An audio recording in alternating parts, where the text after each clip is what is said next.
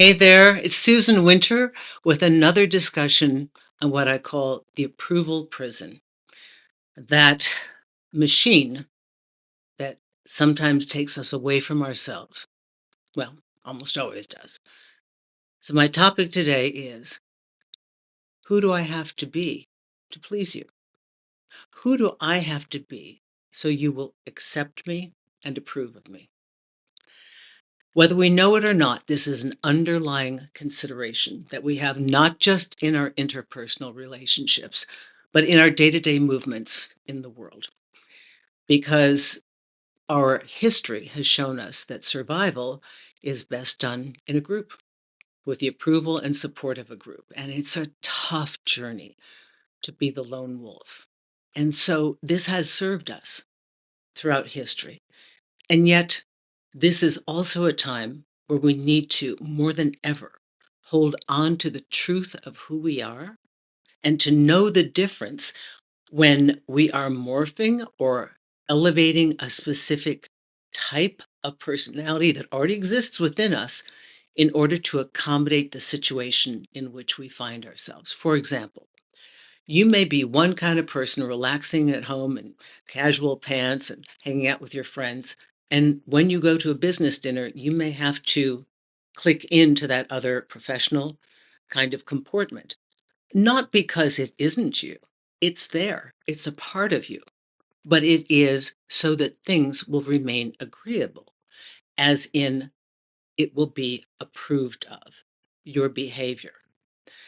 My discussion today is really about the ongoing pressure that is given to us consciously and unconsciously from the outside world, not just through social media, although that's a lot of it, but through all media and conversations with others in our perceived version of who we must be as a person to be accepted.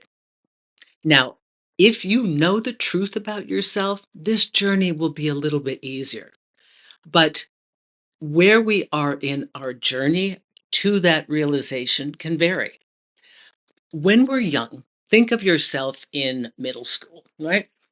Trying on different versions of what's cool and what's acceptable to your classmates. And we all do that. We don't yet know who we are. Tweens and young adults, we're formulating the best of, oh, this is cool and that's cool. And we have our icons and our role models that we look up to because they are approved of. Our group likes them. They're special. So with an open mind, a blank canvas, that seems like a design to move toward. Fantastic. And then comes the process of changing and becoming different versions as we grow.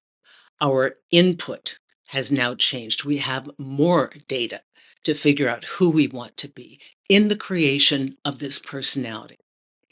And then, after we've gone through college and we've had our first job and we've learned the business world and how to have our startup or whatever we're doing, right? Then we start the process dismantling the whole thing to uncover all these layers to really ask ourselves, well, who am I?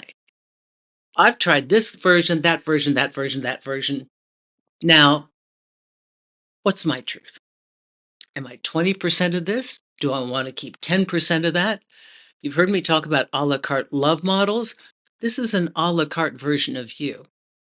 And it is a matter of trial and error. That is how we learn who to be and where our center point is.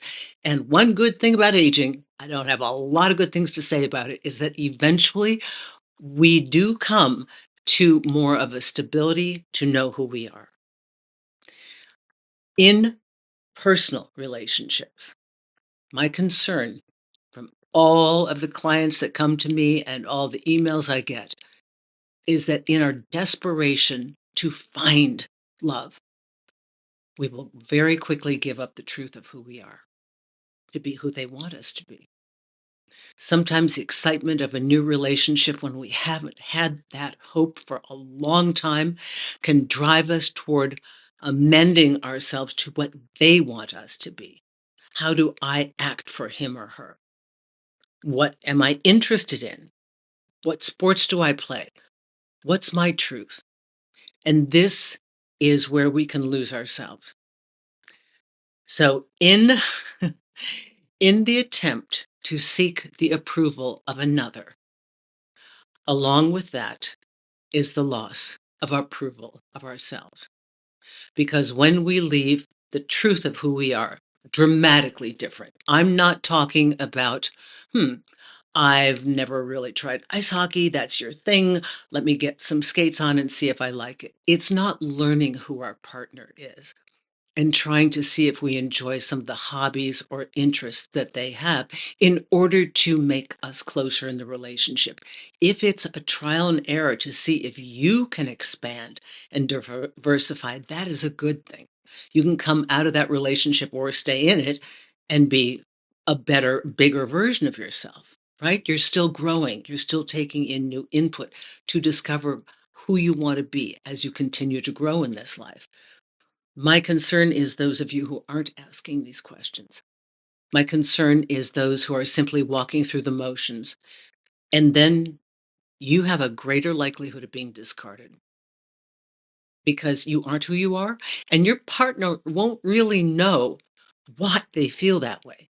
They're just not going to feel that connection with you, and they're not going to know why because you're nice and you're kind, you're good looking, you're exciting and all.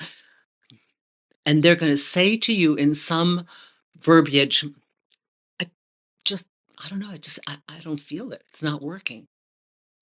And it's not working because you weren't who you are, who you really are.